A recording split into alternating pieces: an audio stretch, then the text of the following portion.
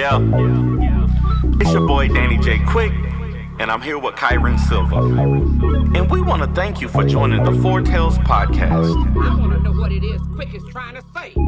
We're about to talk some comics and get a little bit controversial. Everything from indie books to movie deal level commercial. With no rehearsals when we converse to coerce you. And then we do the quick takes and try to get to the personal. So join us and get your comic book a few more sales once a week wherever you pod. It's Four Tales. Once a week wherever you pod. It's Four Tales.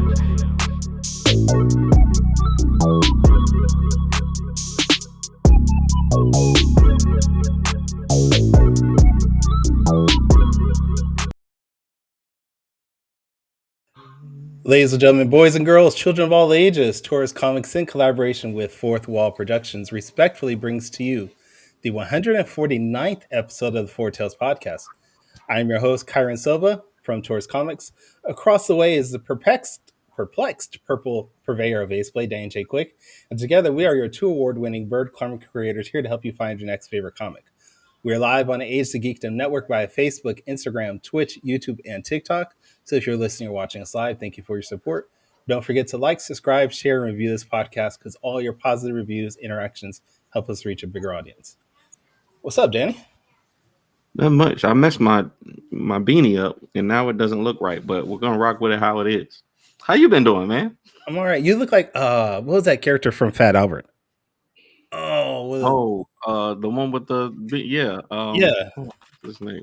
Oh, now I gotta look it up. Donald. That was it Donald? Donald was the one with the beanie hat that went like.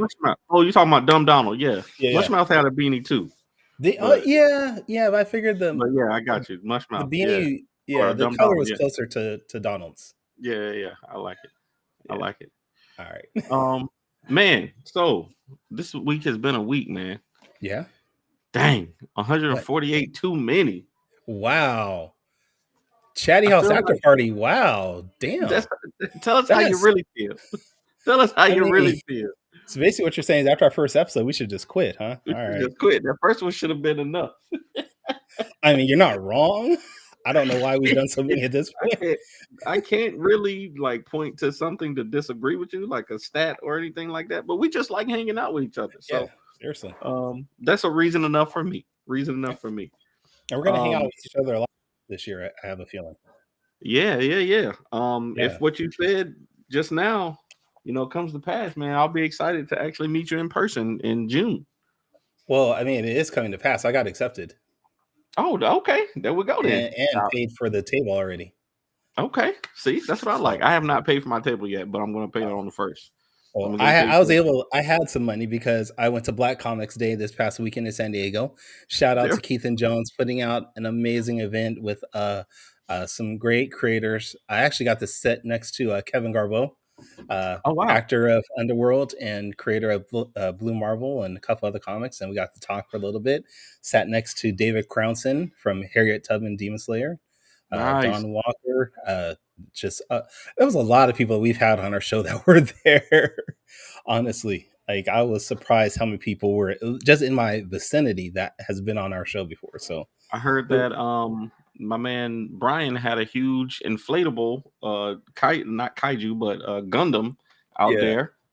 I think it was like y'all 12 talk feet about tall. me. Y'all talk about me going over the top. That guy Brian, he's a showman for sure. He said he was going to reach out to you, tell you how he can get you an inflatable Aceblade. So we're gonna make it happen. Believe me. I'm worried about what you're gonna do with an inflatable Aceblade, though. Don't worry about what I'm gonna do with it. Just know that it's gonna be worth the money. Okay. All right. Did you have a good weekend? Did you have a good? I mean, it's been 2 weeks since we've done a show, right? Yeah. Valentine's Day went good, man. I was me and Tiana. We went and went to a little jazz show. Had a good time, man. What about you? What you do for Valentine's Day? I actually made dinner for my wife. Made some shrimp Alfredo. Did a nice salad. Made dessert. I just did everything myself. We wanted to keep it low key because I was literally leaving the next morning for my trip to San Diego. So like I couldn't stay out too late and do anything crazy. And we're old anyways nowadays. We can't do too much now. Yeah, man. The big 38. How old are you now? What are you, 30, 39? I know 44. You're older than me. I know you're older than me. I'm 44, dude. I'm 44. I'm just gonna say that I'm just gonna say you're my age. I know you're older than me, but I'm 44. It's hard to believe. It's hard to believe. But anyway, it's good. It's good to live a long time because now we get to see things that we never seen before. Like we get to see a whole new era of indie comics, people making things that you never, thought you might be able to see in your lifetime. Like our guests today. You guess. We got our guests, multiple today, from First Noble Studios. Bring them on to the show. All right. So we got Steven. Steven, say hi to everybody. Hi, everyone. And we got Gerald. Steven and Gerald. Thank y'all for coming on to the show, man. Huge thank you because it's like 2 o'clock for you guys right now, 2 a.m. for you? Yeah, 2 a.m. So, a midnight thing. But it's all cool. all the way over the ocean in the Netherlands right now, I believe. Yes, indeed. So for those who might not know who you are or may not have seen your project, give us a quick introduction of you and what it is that you make. Cool. I think I'm gonna start because I know Gerald still need to wake up a little bit. First Noble Studios are our main project that we are working right now is Rise of the Muffle, a graphic novel. We just had a Kickstarter and a For the Kunst crowdfunding campaign. And it's the first graphic novel from our studios, and we are really excited to because now we're in the production phase to put everything out there because we started the Kickstarter indeed. It was a successful campaign, so the campaign still is continuing. So people can still pledge. So everyone that's still hearing this, seeing this, you still can make it happen. And maybe Gerald can tell a little bit more about what it's all about. Yes, I want to try. Hey guys, I'm Gerald. I'm the co-creator and director of First Noble Studios. Rise of the Muffle is an epic graphic novel project set in the epic world of History of the World novel series because it's based on a novel series we are writing. It's origin story of this world, this planet, and the universe, but then created from an Afro-Caribbean, Afrofuturistic point of view. So we'll dive into ancient lore, mysticism, and combine it with an adventurous, actionist storytelling. It's epic. It's epic. It's hip hop mixed with fantasy. We're doing it like we're doing everything from a Black creative point of view, and we're mixing it with popular culture. It's something very fresh and very new. We have been working on it for several years because this is the graphic novel series, but we also have created a VR experience. We're doing art expositions, and we're building a world. It's like we're saying, it's bigger than the Lord of the Rings series. Planets, deities, creatures, realities. Yes, yep. It's all in there. Big. Yeah. One thing that I saw on the campaign that really intrigued me is the realm of realities. So I know that your three main characters are based off of you two and your late sister, Yes. or your names at least. So can we expect to see multiple versions of your characters, or is it these three going through different realities? Yeah, it's more us going through different realities and times. So it's not like the Marvel one with all different kind of alters. It's a different way, and it's also based under the African Caribbean perspective, how many see reality. Because we have like the normal field, the realm of matter, where everything is, of course, made of matter and tangible. But that there are other dimensions, like the ancestors are directly influencing our daily lives, and vice versa. So they are also having their realm that is like directly on top of this realm, and they are interacting with each other. But it's only one, because when we're talking about African Caribbean, then we say our ancestors, that we can all imagine that in one kind of way or another. But there are way many other dimensions and realms with beings, creatures that are interacting all with one another, and that is what we are creating in the whole world building. Now, why a comic book with this? I mean, it seems like this is your first dive into creating graphic novels or comic books. What made you guys decide to go this route instead of another way? Yeah, I'm gonna look to Jero because it's partly his story. Because when he was now, you can tell it yourself because he was a major comic head when he was growing up. Yeah. I'm a big fan. I'm a big comic fan since I was 6 or 7 years old. I started reading it. I read everything there was, like all the versions of Spider-Man, X-Men, DC, Marvel, ElfQuest, European lore, everything there was. But that was the beginning. It sparked our imagination. When we started to say, okay, we're going to write a novel series, the idea started, we're going to start a comic. But as you know, and when you're young, when you're new, you think, okay, I'm just going to write a comic. But it's such a big production, the world, the characters, and everything. And I started writing the novel series first. So when I was like a few hundred pages in, Stephen started to develop the world building parallel. I was writing a text. He was working with some creators, working on the visuals.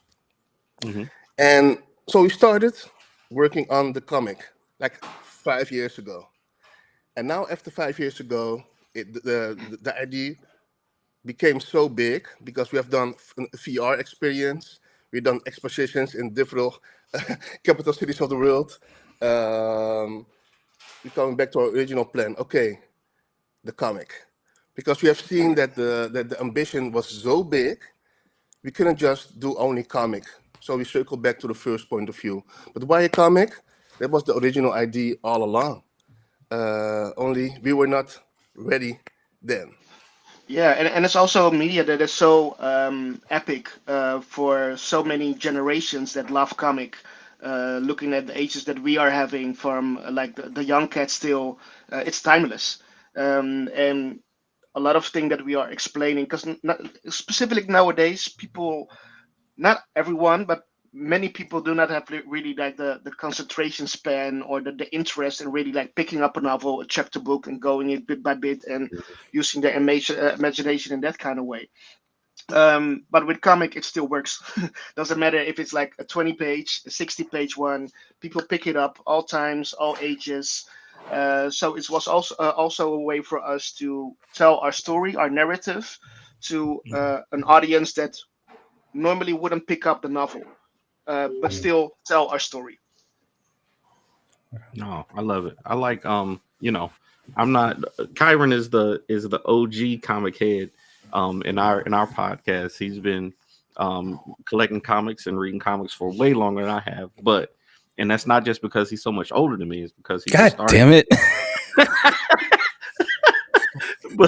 but just as I've always loved superhero stories and the cartoons and things like that, so I can definitely feel the passion there, Gerald. But how far are you on the I do agree that it's tougher to get people to read a novel these days, probably, like especially an indie book. But you said a novel series. How far are you into writing your novel, and how many books in the series are you planning for it to be? Okay, I'm pretty far. I'm pretty far in. The first saga of the novel series will span at least 4 books because I'm writing in parallel. I started writing, and after I wrote like more than 100 pages, I thought, no, I can't do this. I can just dive into the sweet stuff. I need to have an introduction. So I stopped with that. I started writing the introduction to the universe, the lore, to explain everything, what it's all about.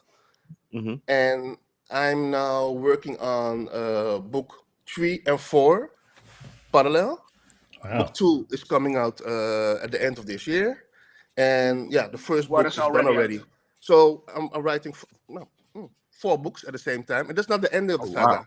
It will be 7 books, at least 7 books, because we got stuff to tell, and the shit is epic. All The right, I shit is feel like epic. I feel like I'm not working hard enough now. Like That's I you're feel not. like You're not. I feel like I need to be writing. All right, I need to do Ace Blade number. I've been thinking for 10 years to write the second Ace Blade novel, and you writing 6 at the same time. Okay, Yeah, I definitely need to work hard. the fire, the fire is there. You know why? Some people just have a cool story, but for us, it's more than just a legacy. It's based on our lived experiences, things we see since we were young, things we have been through that we couldn't talk with anybody without heading. We are Afro-Caribbean. We live in the Netherlands. Our parents are from the Caribbean islands, and what we saw, what we've been through, all kinds of magical stuff, like things you can see on things you don't even see on Netflix, things we have saw it with our own eyes. We have been through it. We have been through hell and back, and this is like our way of therapy. We cannot talk with anybody about these things, so we need to write it down. Otherwise, we're going crazy. So it's more than we need to write this down. Otherwise, we're nuts, man. We're going nuts. So it's a thing that I need to write. I need to explain to people there is more between heaven and earth. There is more between us black people, why we're doing what we're doing, what's happening on this planet. It's a cool epic story, but the layers are deep. We're diving into like the ancient lore of why we, as black people, came on this planet, and what we forgot about our history and our legacy, why we're still into this mess. That's the main theme in the series, and we got stuff to tell because we are the oldest people on this planet, man. We got big karma on our shoulders, and we need to know about ourselves. So yes, it's epic, it's cool, it's hip hop, it's culture, but the layers are deep. So we need to do this, not only for us, but for all the people of color in this world, because it's not going so well for us at this moment. So it's our duty to go deep and go hard. I agree with you. I think it's very timely. And people need stuff. We've been talking about over the past few months how important it is to write and create things that people can enjoy and people can see themselves in. And I think it's a worthy cause, man. So shout out to you, brothers, man. We appreciate you doing this for sure. I don't want to glaze over. Danny, you do work hard. I don't want Brandon's in the chat talk about you're a slacker. I mean, you have written 9 issues of Ace Blade, a graphic novel. You've written 2 issues of Ballad of the Black Rose. You It's had not your enough. own shop for a while. It's I mean, not enough. It's not don't. enough. You've done a It's lot. not enough. I want to give you your flowers too. I'm not up at 2 a.m. promoting a graphic novel. You would like if my you brother could. from Don't lie. across You would if you could. from across the ocean here, man. I know my man Gerald was asleep. He got up and threw on the turtleneck and got to it, man. I love it. So No, how hard is that for you guys? Oh, sorry. How hard is that for you guys being in the Netherlands and creating a comic? I mean, Danny and I, of course, in the United States, so we know the difficulties of working in our confines. But in the Netherlands, do you guys have maybe the resources as far as other creative folks to reach out to, and finances? Like, what is it like for you guys as far as creating a comic? Yeah, it's quite challenging. Now I'm gonna say it's challenging, but we're we're fighting through because yeah, like the whole geopolitical stuff. On the other side of the ocean, I know you have it like tough in these times. We also have our stuff over here, but if you like, there are enough black people here and people of color, but they are not like through the whole country and based on the small percentage. Not everything, not everyone is still in the same mindset that we are in focusing on the creation part and um, looking past the colonial aspect of things. Um, so getting together really as like as a black community and to embracing one thing as a product. First of all, because it's cool, and second of all, because it's like black owned and black created. We are not there yet, and what we see now when we're getting stuff out there, that we get more support from people abroad than people from the Netherlands itself. And that is sometimes it's a little bitter, but it's also bittersweet because, like I said, we're from the diaspora, so we know that our brothers and sisters from color and not from color are not only like focused on the Netherlands or from Europe, but we're all connected, and that is the most important thing that we see now with this project. That is from the UK, from Canada, from the States, even South America. That people that are coming like in touch with this project are getting hyped and supporting it. Sometimes with a pledge, can be with a comment. We share whatsoever, and that is the thing that keeps us going. Awesome. Yeah, I think I 100% agree, man. I think that's super important, man. Like I said, especially today, we got the internet. We have the ability to reach out and to communicate with people all over the world. And like you said, we're all connected because of where we come from. So I think that it's important that we share our stories. I saw on the Kickstarter that you have.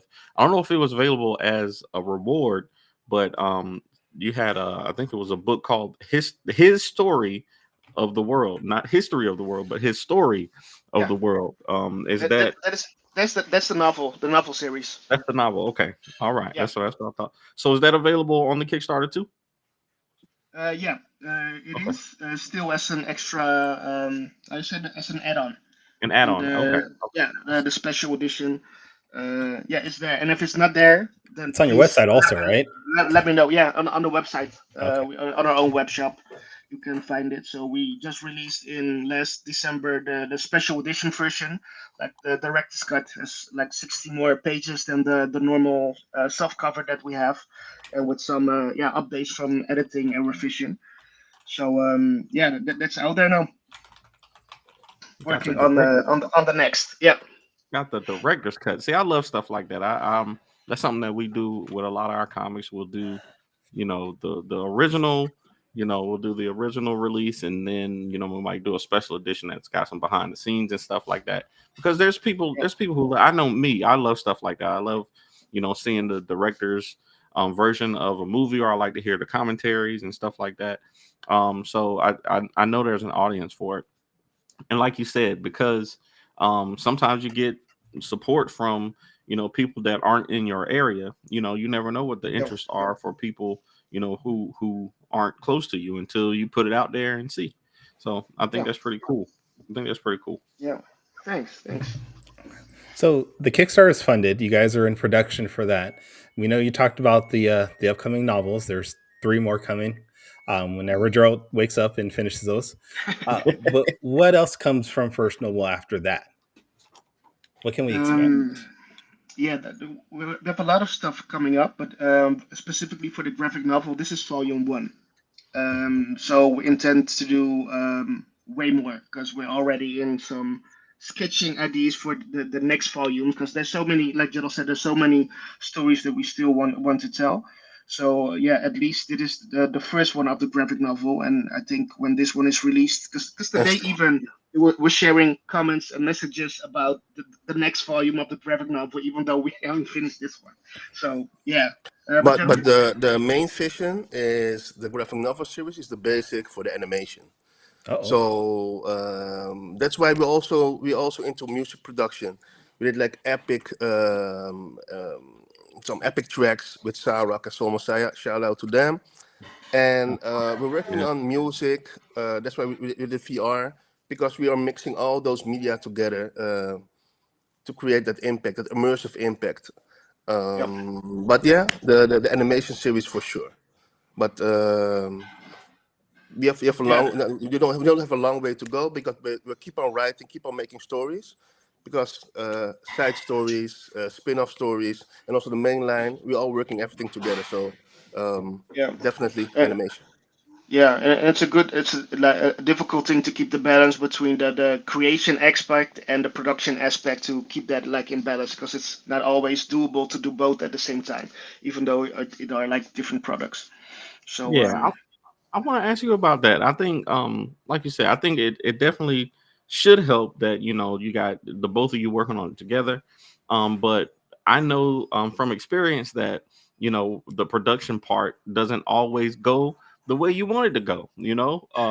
How has it been working with artists, because you two aren't traditional artists, right? You're not drawing the graphic novel yourself. Yeah. What has been your experience with this being your first graphic novel, working with artists and colorists and letterers and things like that? Yes, we need to. It was a learning curve, man.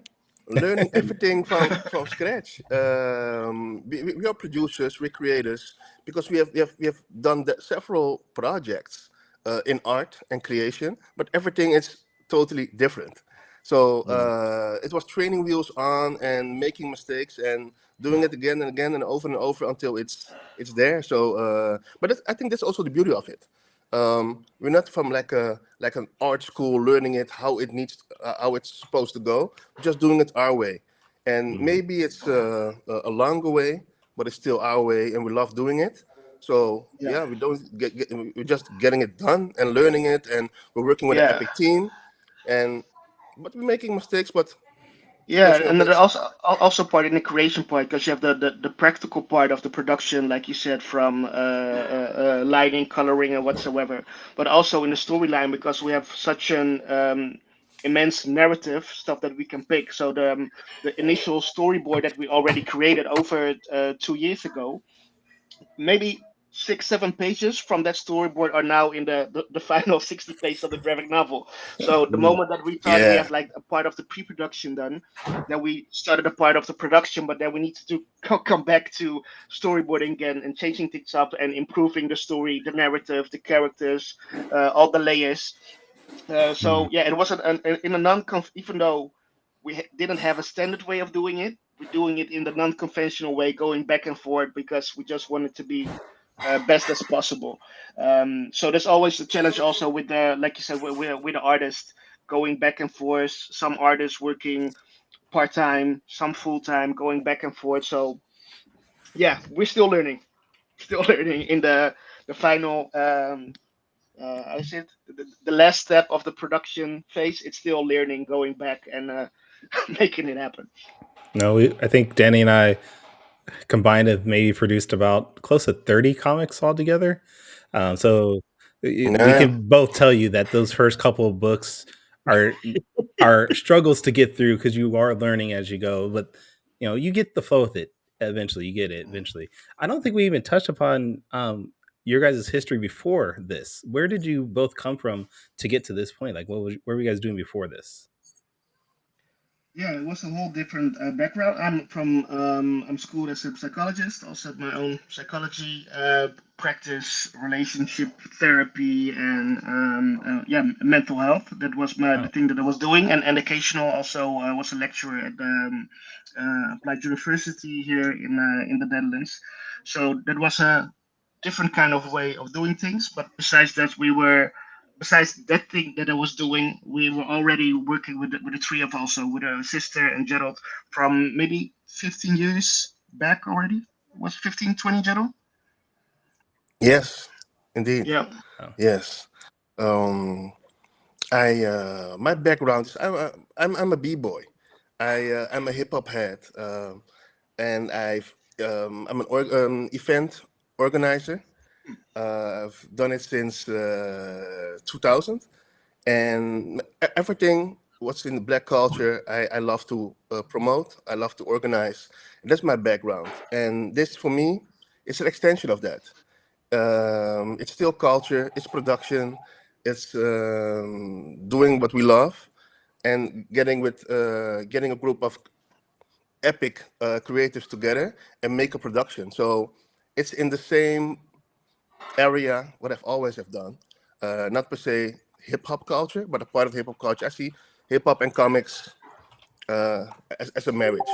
And yeah, that's my background. I was a financial director. I was a director of an hip hop institute years ago, and yeah, the financial part that was not so cool always. But I was still working with culture, working with youngsters, working with creatives, and now still the same. But then with First Noble Studios. Nice. Awesome. All right, y'all. I don't know if you've seen the show before, but here comes our favorite part. We're gonna do quick takes right now. And when you're ready, Kyron. Okay.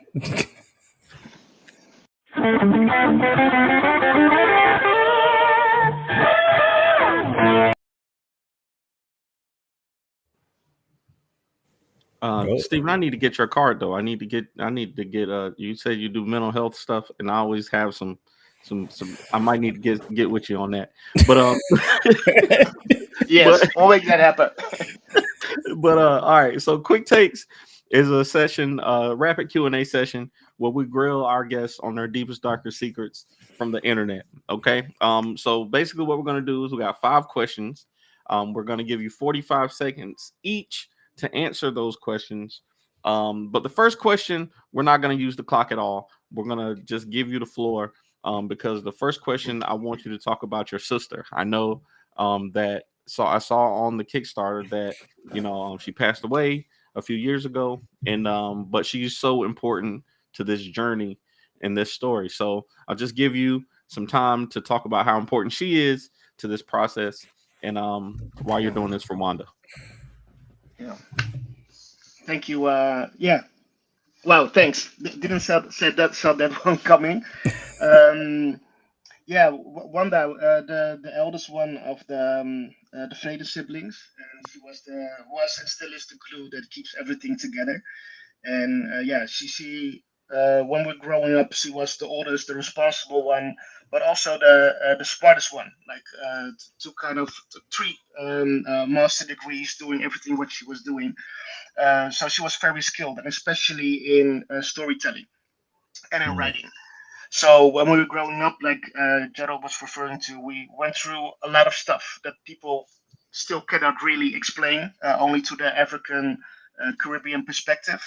And we went through all those things. Every time we came back on top, then we looked at each other and we said, okay, we need to write books about this because it's too crazy. People still wouldn't believe, even when we write those things down and say it's fiction, people won't believe that shit is happening. So she was the writer of us. We all did our part working together, but she was the one that was planned to write all these books. So the moment that she passed away, we decided that it was her legacy. It's our legacy, but especially for her, we still needed to make the mission complete, because otherwise, yeah, we wouldn't be incomplete, leaving the stories untold and finishing her mission. I love it. Okay. All right. Question number 2. So we talked just a little while ago, Stephen, about psychology, and I want to know, in the storytelling process or the creation process, because I can see that it's in the story.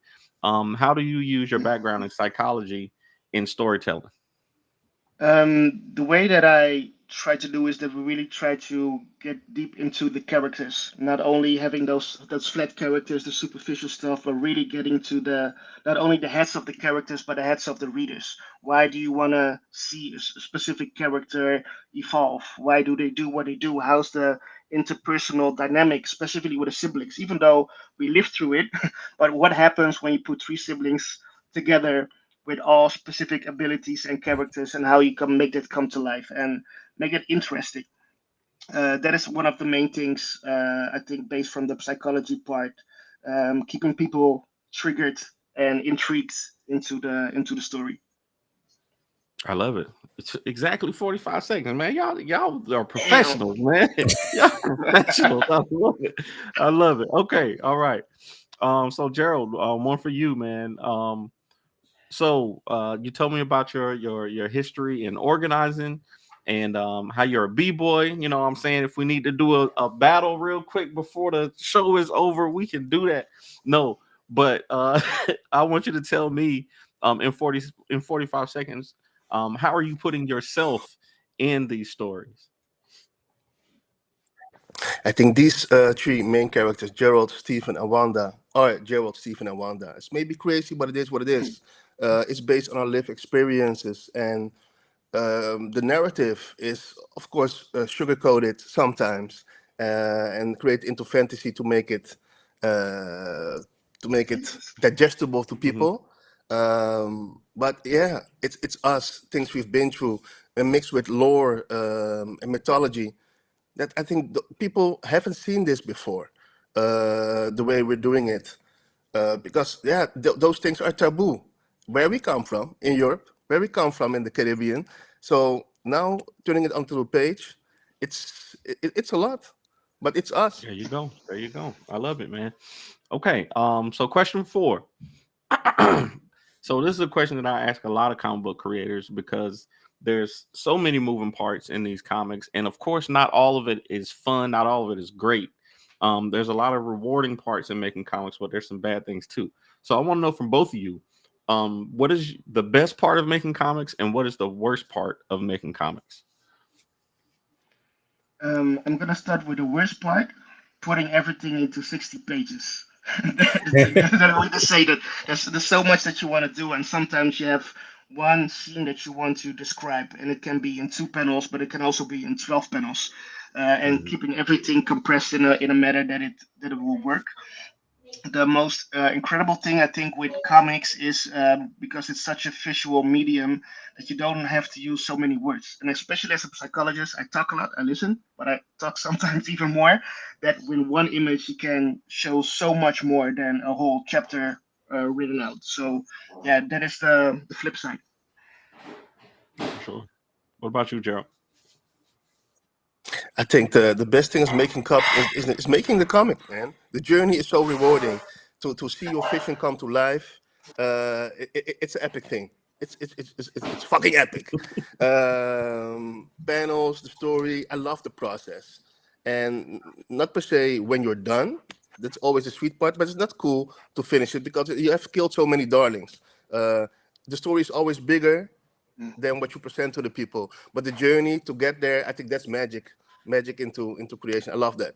I love it. Awesome. Awesome. All right. So the last question, and I should have asked y'all this before. Have y'all been over to America? Have you been over to the Not States yet. yet? Not Okay. yet. Not yet. Do All you want right. to So switch it up real quick? no, I'm still gonna ask it All because right. we'll do from a different perspective. All right. So for the fifth question, I always get our guests to do a top 5 list off the top of their head. As we do another show called Top 5 Live. So, since you haven't technically been to the States, I want to know what would you think are the top 5 American foods that you would like to try when you come? Ooh. And you can both join in this one. So let me get, Yeah. just throw some out there. But I'm a little bit scared of the food in America, man. The GMO food. I don't like it. I don't like it. For real. I'm That's scared. that's a Yeah. good point. That's a good point. That's a good point. Yeah, I No. have some problems with like a milk allergy and stuff, so I'm gonna Oh, dive into it. So it's not that easy. But if I want a true, original, authentic burger, like the one that you cannot finish in one session, that you need to take home, yeah. such a Okay. one that creates like a heart attack. Give We me got them. those. We got them for All sure. right. We definitely got those. No, that's Yeah. good. Burger could be 1 through 5. No, definitely. Yeah, Um, they're like 5. They're like 20 different kinds of burgers you can get here, so it's fine. Yeah, oh that's a good man, one. thank y'all for doing that, man. That was Quick Takes. Quick Takes is brought to you by Gemini Comic Supply. If you go to Gemini Comic Supply, and use the promo code AcePlay, you get 10% off your entire order. Man, we appreciate y'all, man. We really need to change that. Can we change that to Four Tails is the code some point? I'm tired of promoting Ace Blade. I'll see what I can do. Uh, like I said, man, the Kickstarter is technically finished, but you still have late pledges. How long are y'all gonna run the late pledges? Do you know? Until we're done with the production part. So Okay. yeah, that is still possible. Awesome, awesome, Nice. awesome. So I'll ask you this then. So I know one of the rewards is that you can get your name in the book if you pledge, right? So even the late pledges get that too, or will it be cut off at some point? Because not all pledges are still open, but it's Mhm. still possible to get one from the top of my head. Because one or two will still have that option. Yeah, yeah. To double check, but I think that's still possible. All right. And otherwise, they can reach out, and then we can make something special. Specifically, if they watch this stream, maybe we can send out a code or something, and we can sign a special version specifically for the people. Yeah, let's do that. Let's do that. All right, I like that. I love it. All right, gentlemen. Well, we want to make sure that our audience follows you and keeps up with your work, keeps up with First Noble. Where are the best locations on the internet to keep up with you and your works?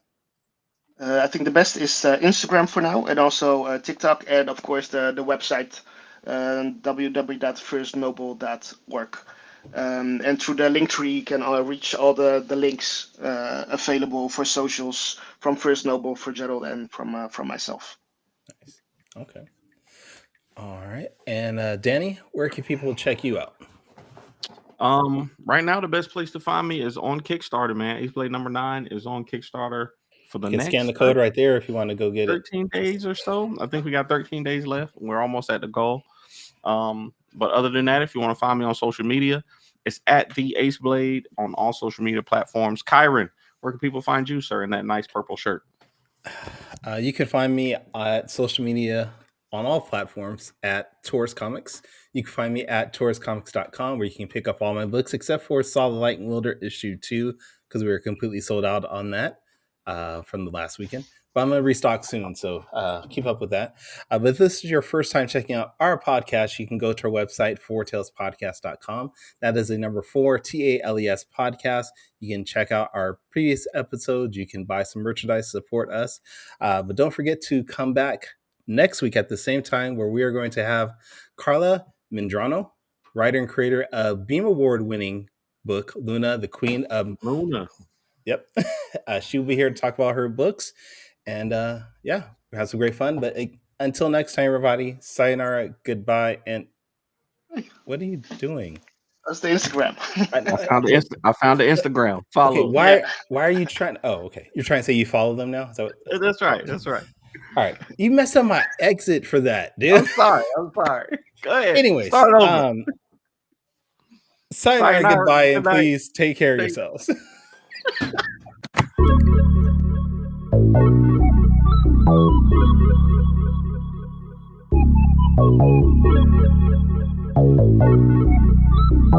want to know what it is Quick is trying to say.